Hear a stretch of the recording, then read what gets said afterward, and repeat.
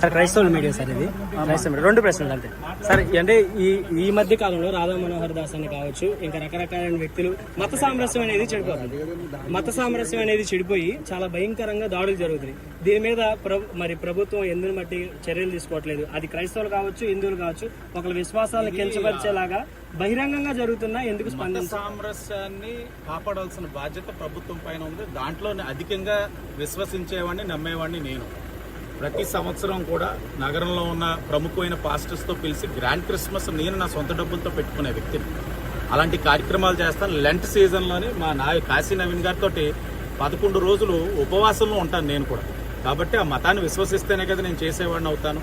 కానీ మీరు చెప్తున్న రాధా మనోహర్ అతను ఏంటంటే కొంతమంది అత్యుత్సాహం ప్రదర్శిస్తారు. నేనే తోపుని, నేనే తురుమును అని అనుకుంటూ ఉంటారు. ఇప్పుడు నువ్వు గౌరవించు, నేను ఇది వేసుకున్నాను, గౌరవిస్తున్నాను.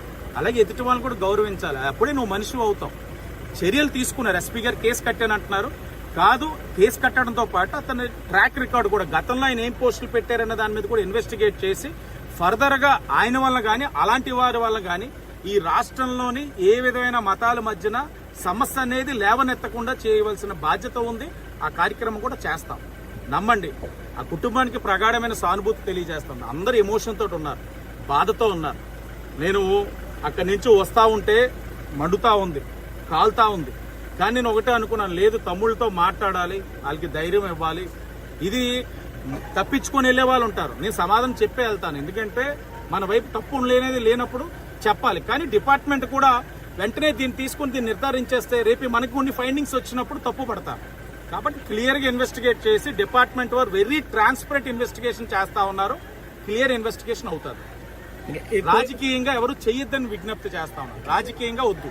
ఇది పోలీస్ డిపార్ట్మెంట్ నుంచి పూర్తి వివరాలు చాలా మంది కోరుకుంటున్నారు. ఎందుకని ప్రెస్ మీట్ పెట్టలేదు, ఏం జరిగింది అనేది చెప్పడానికి?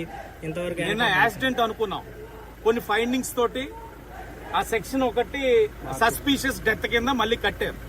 యాక్సిడెంటల్ డెత్ అని కట్టలా, సస్పీషియస్ డెత్ అని కట్టారు. ఇంకా ఏమైనా వస్తే దాన్ని బేస్ చేసుకొని మాట్లాడలే. కానీ ఇప్పుడు ఆవేశంలో ఉన్నారు, ఆవేదనతో ఉన్నప్పుడు ఏది పడితే అది మాట్లాడకూడదు.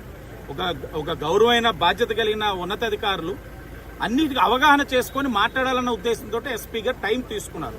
ఫస్ట్ మనం యాక్సిడెంట్ అనుకున్నాం, తర్వాత ఫైండింగ్స్ చూసి మనకి అనుమానం వచ్చింది. కాబట్టి సస్పీషియస్ డెత్ కింద సెక్షన్స్ మార్చారు.